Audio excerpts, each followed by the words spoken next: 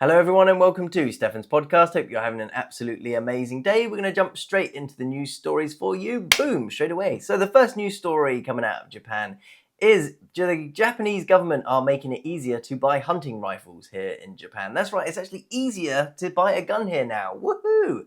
So the reason why they're doing this is because of all the bear attacks that have been going on. That's right, Japan has had a real problem with bears over the last couple of years. So since April, there have been 2 deaths from bears, and I believe 34 people have been injured from them. One man was 72 years old. He got attacked by a bear and managed to climb down a mountain and then go into his office. Can you believe it? The Japanese people love the office more than they do their own home. They cannot get enough of it. So they're now making it easier in cities to buy these hunting rifles just in case you come up against a bear, or if you're the type of person that can go hunting with it. They are also relaxing some of the rules around bears. So now apparently if you catch a bear in one of the big cages here, so if you go into the forest in Japan, you might see giant iron cages. These are from here in Toshima, they're more for boar so that you can catch these boars and then eliminate them because they're a real problem in Japan. But apparently if a bear now goes into them, you can catch them as well. You can shoot it with a hunting rifle straight away. Apparently before that, you couldn't. And interestingly enough, the 72-year-old man who got attacked by the bear and climbed down the mountain, he was actually going up to a bear in a trap and it managed to escape the trap and then get him.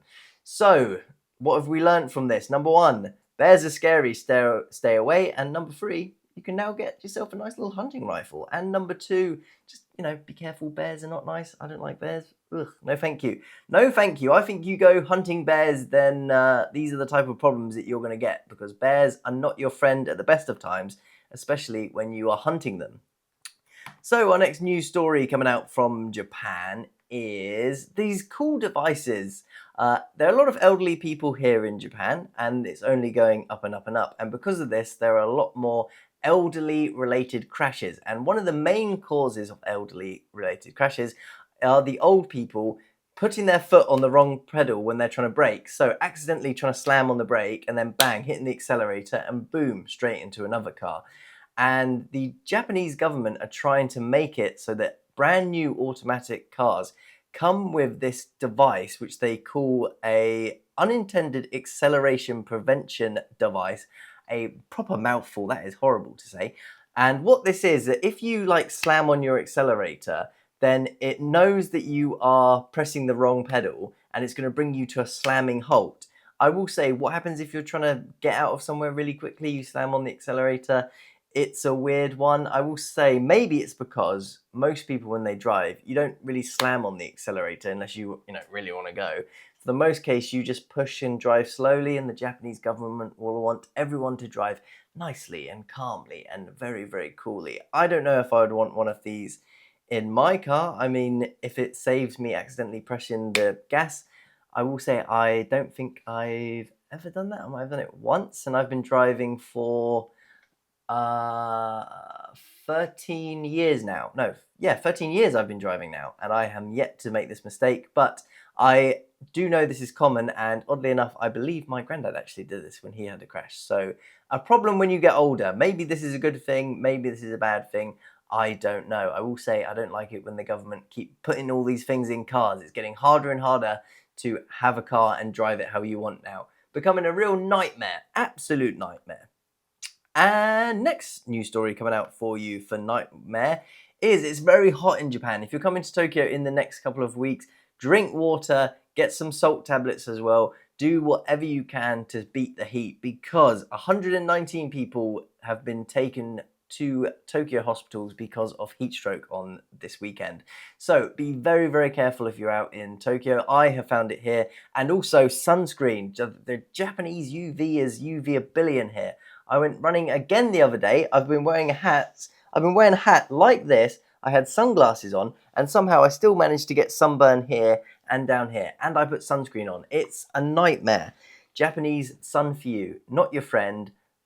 It's just honestly nightmare. I'm thinking about getting a super mega hat for running because it's so bad here.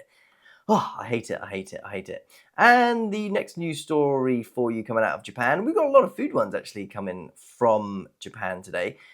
Pizza Hut for you is now releasing something which looks to me a little gross, looks a little bit disgusting. But what do you think? Would you eat this? This is a Pizza Hut are now selling grilled cheese ramen. That is right, they're putting cheese on top of ramen and you can eat that up. The dish itself does not look particularly delicious. It's in like a silver foil thing. For Japan, this looks very cheap and not something that I want to eat. No, thank you very much. But if this is something that you want, something you want to feel a bit of American / Japan mixed together, this is what you can have. You can have with ramen with grilled cheese on top. No, thank you. That looks disgusting. But if this is what you're into, well, then enjoy, and you need to look yourself in the mirror and go, what is wrong with me? The next news story for you is, Cup Noodles are now doing a campfire s'more flavor. So ramens that taste like a s'more little sandwich thing. That looks to me disgusting. Whenever I eat ramen, the last thing I want is something sugary and really sweet. Again, you can get it in Japan. You might enjoy it. People out there might think this is the best thing since sliced bread, but to me, it looks absolutely disgusting and I would never ever have it. I will say the marketing team on this have done absolutely fantastic because they released the name saying it's the campiest, because of camping and going out, it's the campiest ramen that we've ever made. So good job for the marketing on that. They had some really fun with that. The cup itself doesn't look too bad. The marketing on it looks great for someone who used to work on marketing. I appreciate this stuff, but I don't think I will ever eat it. It doesn't look good. Most ramens here, we have some very, very good ramens, and then we get a few absolutely disgusting ones. And this, for me, looks like it's going to fall into the disgusting ones. But if you come to Japan or you want a little bit of a change, maybe give it a try. Let me know if it's good or bad. Sugar in ramen is like cheese and chalk. No, thank you. Looks disgusting. Disgusting.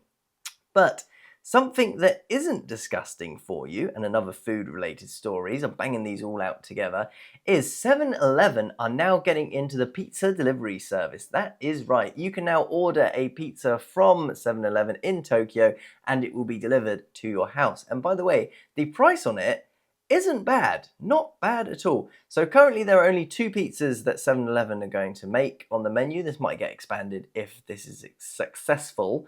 But you can get a margarita pizza, which will cost you 780 yen, and a chicken teriyaki pizza, which is only 880 yen. So very reasonable price for a pizza.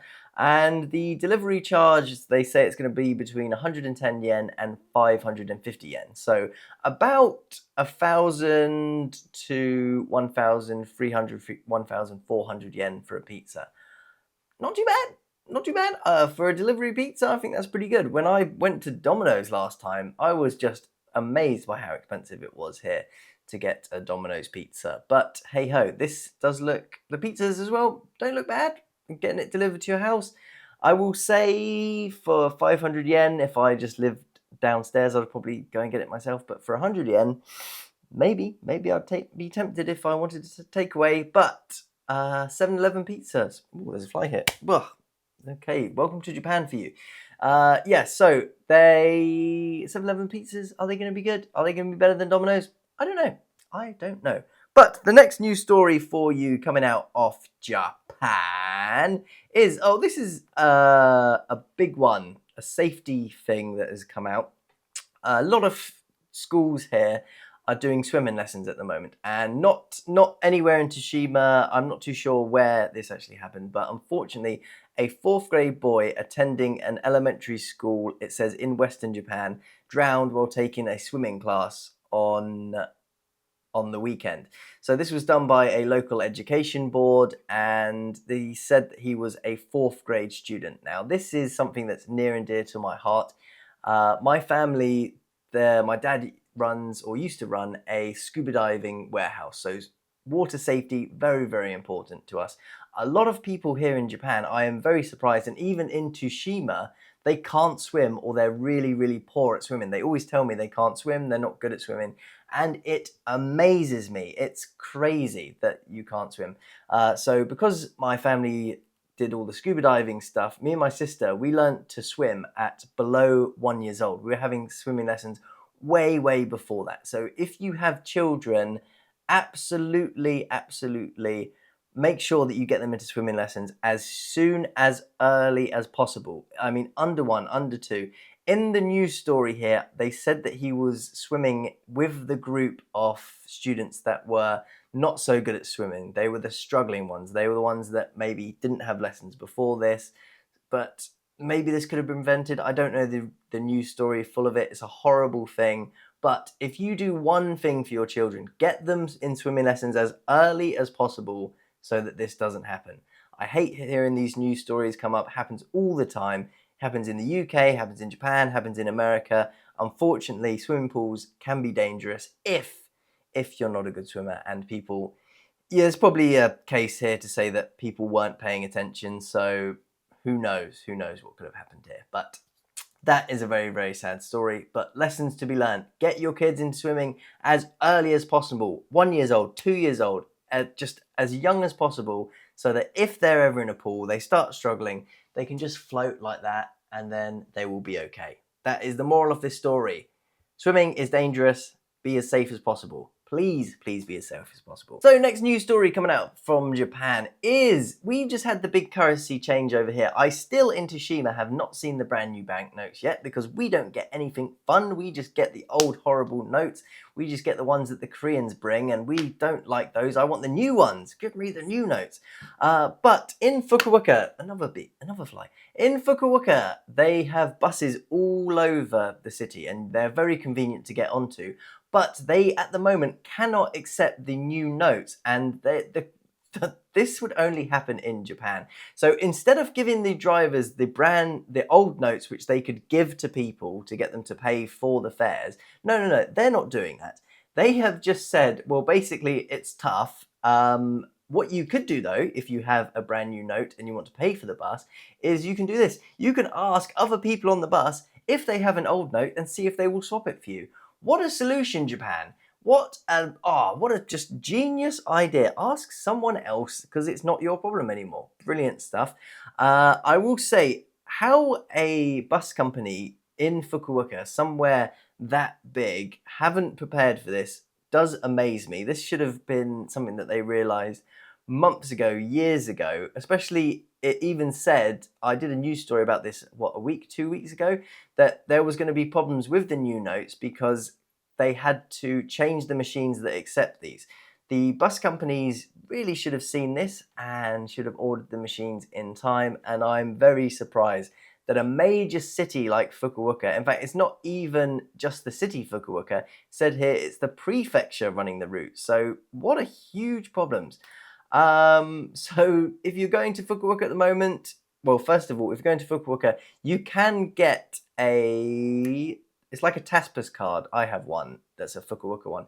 You can get like a Squeaker card, an Oyster card, whatever you want to call it. You can call it an IC card. If you go to the main stations, you can get them from there and use those for traveling around because they're normally pretty good. But if you are traveling around in buses in Fukuoka in the next couple of weeks, try and find some old notes. The new ones aren't that widely in circulation yet. I haven't seen them. And by the way, the old notes are still going to be accepted pretty much till forever. So you don't have to worry about getting them changed whatsoever. You just use the old notes until you end up with all the new notes. Wow, there are so many flies in here today. What is going on with my house? You can tell why I'm moving. What is going on? So, next news story coming up for you out of Japan is, the Japanese army, or they don't call it the army out here, the Japanese Defense Force, I should say, not the Japanese army. The Japanese Defense Force, which is kind of the army, they just call it the Defense Force for reasons. So, they have had a problem in recruiting, would you believe it? No one seems to want to join the Defense Force, and I've actually noticed this in my students.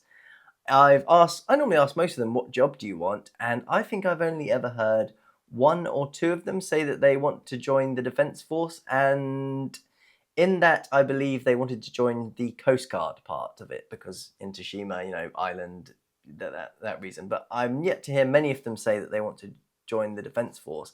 In fact, they have a lot of weird jobs. Some of them actually say they want to work in an office, which I was very surprised at. Very surprised at. Their family must work in an office and they want to go there. But yeah, so they have had a huge problem with recruiting people. They say they are below their target by 51%, which is huge. How are they going to get people to join the Defence Force? I don't know. Put the salaries up isn't one thing that you can do. Keep trying to recruit more, looking for people with different skills. The UK Army, they had some really, really good, yeah, I'd say good advertising campaigns. They tried to get people with different skills into the army. They've tried a lot. If you go to a lot of university, what do you call them? University job open days, recruitment days, the military is normally there. So they just have to really push hard and try and get some people. But a lot of people, their fitness level isn't low enough. It's not a job that they particularly want to get into the army. It's a great job if you get into it. It teaches you a lot of discipline, some really, really good stuff that will come from the Defence Force for a few years if that's your thing. So if you're looking for a job at the moment, good thing, Japanese Defence Force, looking for people. Will they accept foreigners? I don't know. But that leads into our next news story for you. This one was a little bit naughty. A job applicant with a foreign name. So they've got a foreign last name, something probably like me, like Jenkins. Their dad or mum will be from somewhere outside of Japan and they were born here. So this person who's Japanese born, Japanese pretty much everything, they applied for a job and they actually got rejected. And on the rejection letter, they said, sorry, we are not taking any foreign seekers. And this person emailed back to say, look, not foreign seeker, and they still didn't get the job. She put out her frustration on this and said that she's had this before, applying to jobs in Japan, that they will just reject her from the name. And this is a huge problem, to reject people from your name. I will say this type of thing does also happen in the UK. It will happen in America. Most people, like Japan, are almost too honest about why they didn't do this. I have thought about this, interestingly enough, and if I ever had children here, I would give them, so in England we have a middle name. If I thought to myself, oh, my child might stay in Japan or might go to the UK, I would try and give them the best options possible. And generally, I've generally thought about this. I would give them a first name that works both in Japanese and English. So Yuna is a good one, something like Yuna that works in the UK and in Japan. And then in the UK, we have middle names.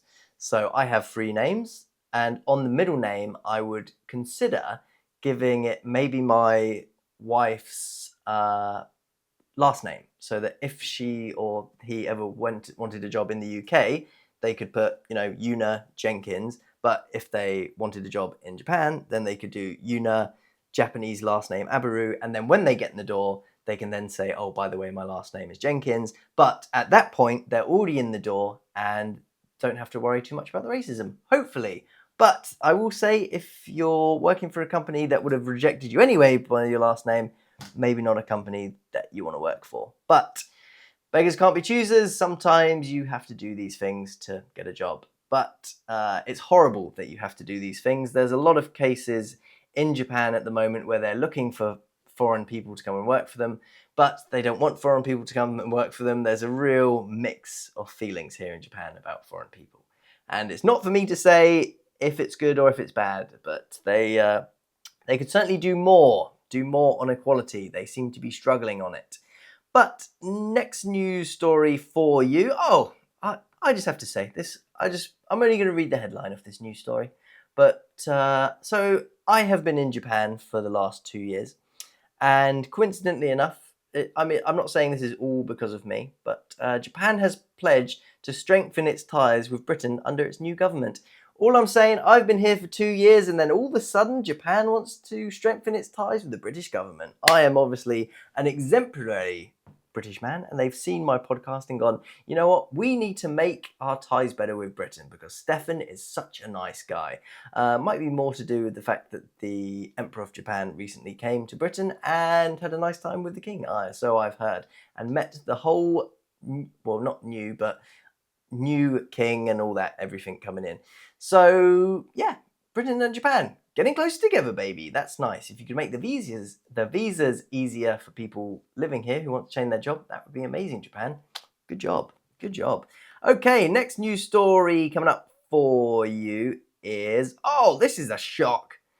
This is a shock. Stamp prices in Japan and postage prices about to go up for the first time in 30 years. Oh, it really is the end of the world. You know, when stamp prices are going up, that's a serious problem. But they're going to go up by apparently 30% on October the 1st. So if you want to buy your stamps, get them in now while they're cheap, because in October 1st, they're getting expensive. By the way, who still sends posts? Who still sends posts? I don't. So the cost of sending a postcard will rise to 85 yen from the current 63 yen. Who still sends postcards? I have one family member who likes to send postcards and who I still send postcards to, and that is it. And he's elderly and I will say not particularly good on the old technology. Everyone else, we take a photo and send a text. This is a problem that will soon phase out. But obviously for letters and stuff, this is a problem. This is going to raise the cost of postage. So that's going to be a real problem for businesses. And an extra 30% fee in shipping costs when you're a struggling business at the moment isn't good. Not good for the businesses of Japan. So good luck if you're running a business out there. I hope this doesn't damage you too much. Most people, though, will hopefully put this fee onto the customer. I hope so. But that means everything in Japan is going to go up. So this is not good if you're in Japan. Everything seems to be getting a little bit more expensive at the moment. Would be great if the old yen could go up at the moment. That would be nice. That would be nice, especially whenever I leave Japan. I want the yen to shoot back up so that if I leave, my money can go into pounds and I'll be rich. That would be nice if the yen could go just to 1 yen for £100. That'd be very nice. How happy I would be. Although that would mean the British economy would have just collapsed for some reason. Next news story for you is, speaking of businesses collapsing, Japan today have put out a news story saying corporate bankruptcies are at a 10-year high, apparently because of labour shortage, which is very surprising to me, especially how I know that there are a lot of people looking for jobs in Japan. So it was very surprising to see this is because of a labour shortage. Maybe the labour shortage could be easily fixed if Japanese companies just brought down the working hours just a little bit, gave people a little bit more holiday, made it more attractive to come here. That would be very nice, because I know that a lot of Japanese companies now are looking to foreign workers to come here, but the working policies in Japan, still not great. If you actually want to come to Japan and are thinking about working here, one thing you should definitely look into if you like your holidays is looking at starters holidays, because they are so low compared to the UK. So in the UK, as soon as you start, you get, I think it's either 20 or 28 days holiday. So yeah, it might be 28 days holiday. I'm going to say 20. It's either 20 or 28 holidays. I can't remember now. But in Japan, for your first year, you get a whopping 5 days holiday, and that is it. And then it doesn't even shoot up till, I think, 20 until about 5 years in. It's really low. So this is the little bit of problem if you want to come here. And of course, they have a notoriously high working hours. They want you to work all throughout the day, and you're pretty much, if you are starting at a company as well, you're seen as very low, especially I'd say more so in the UK, and they will treat you not particularly nice here. This has just been my experience in Japan. So 10-year high in labour shortage, this could be resolved, I think, by making it more attractive to work here. But who knows? What do you think? What would you do? How would you get more people to come to Japan? Do you want to work on skills? Who knows? Maybe this AI, we've got AI now, so maybe this labour shortage gets less and less and less. Computers do more, Japan stays happy. I don't know. You tell me. Next news story coming up for you is, this is a cool one. So I've spoken about this last couple of weeks in the podcast about the Japanese-run dating apps coming in Tokyo, and I was very surprised to see that the majority of Japanese people actually support these dating apps. And that said that in the survey done, that 54% of the people said that they like these initiatives and they think they are very good. 36% of the people said that they don't like this. I personally don't like this. This seems very Orwellian. And if this is almost like something you would see in China, that if you have a really good social credit score, the government then can just choose who you get to go on a date with.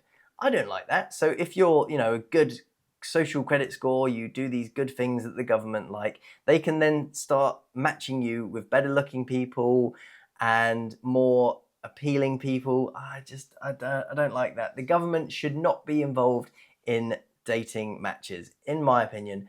Don't like this at all, especially things that they can control with an algorithm. No, no, no, no, no. I don't like it. I don't like it. I don't like it when the government start getting involved in these things. They can incentivize dating, absolutely. Should they have all this data from everyone who's single? They'll also have, probably, if they're doing an app, all your chat logs going on in there, and they could easily fix it that they can choose who they want to match to each other. Seems too Orwellian to me. No, thank you. Don't like it. I say no, no, no. So our final news story to come out of Japan for you is, recently there have been 2 white killer whales seen in the coast of Hokkaido. These are apparently super, super mega rare. Some of the most rarest creatures that you will ever see, and they look absolutely amazing. There's a photo here of them, and I just cannot believe how cool they are. They really are almost just so white, and to see these in the wild would have been amazing. So if you come to Japan, they do offer these whale watching tours that you can go on. You might get lucky and see these. These are apparently super, super rare, but amazing, amazing creatures. They are just unbelievably rare and really, really cool. Really, really beautiful animals.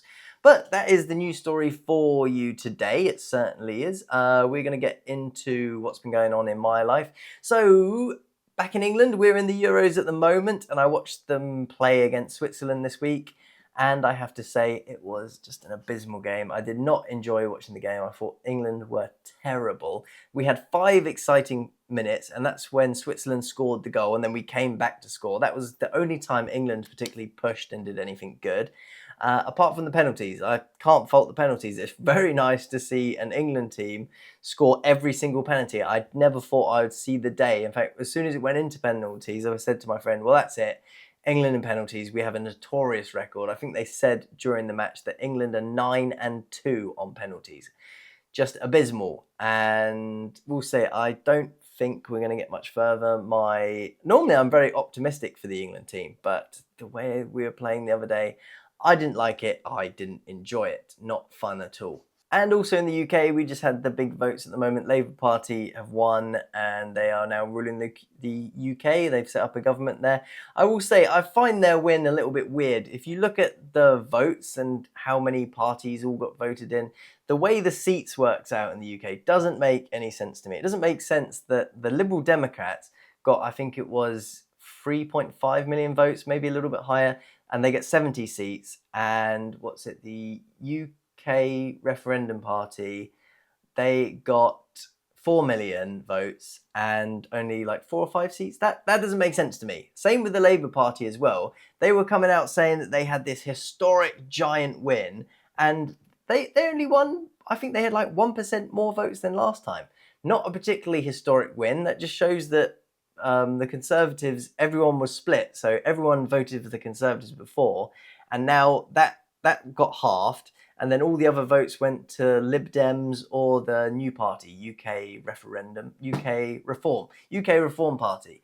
So I was like, did you really win Labour? And I just saw Keir Starmer on the news saying what a fantastic job he's done. I was like, I don't think you've done anything. The Conservatives have just done a bad job for 12 years, and all you had to do was almost just keep your mouth shut and just roll through and let people vote for you because they don't like the Conservatives. But hey ho, that's British politics for you, in a bit of a mess at the moment. And I saw Sadiq Khan is now changing the policy in London on the congestion charge, that if you have an electric vehicle, you are going to have to pay the congestion charge from next year in Christmas. I believe the whole point of the congestion charge, and also his old ULEZ thing, was to make the roads cleaner, which they said electric cars is. And I feel very sorry for all the tradespeople out there that have gone and bought electric vans, electric cars, so that they can go and work in London without getting charged an arm and leg, which they will still do on parking. And now they're going to get hit by this congestion charge, even though they've probably gone out and spent, ridiculous amount of money on electric vans, which cost just a fortune. So I do not like Sadiq Khan as the Mayor of London. He has butchered with the ULEZ and the congestion. I mean, he didn't put the congestion charge in, but getting this electric vehicle charge, nightmare. He sends mixed signals. All he wants is money from the people. That's what I think. And in fact, my business in London before coming here I left just before the ULEZ got put in, but I would have really struggled without that, because I lived in Uxbridge, and the stuff that I was selling, it was a lot of things that people would come and collect. And the type of people that were buying the stuff that I was selling, they weren't rich. They were, just getting by. And a lot of them were coming in ULEZ non-compliant vehicles. And if my business had hit that, what would have happened is people would have not come in because they wouldn't have wanted to pay the ULEZ. So anyone outside of Uxbridge, and I had a lot of customers come from Slough, that sort of area, it would have just killed me, would have just destroyed me. I was very lucky that I decided to move to Japan before it came in, and no one talks about all the businesses on the outskirts of London which are going to be affected by it. And I bet some people are really struggling from this, and I wish them all the best. But there we go. Apart from that, not too much has been going on here. We are enjoying the beautiful sun at the moment. It's getting a little bit too hot though. Keep getting sunburnt, which is a nightmare. I'm slapping on sunscreen left, right and centre, but it doesn't seem to be working. But that's the end of the podcast for you. Have an absolutely fantastic rest of your week. I will see you on Friday, and be sure to subscribe if you haven't already. That would be very nice. And this will be the last podcast in this house. Then we're moving to the new one. Woohoo! What will that house bring? We will see. Hopefully, no flies like there were today. So, thank you very much for watching. Goodbye.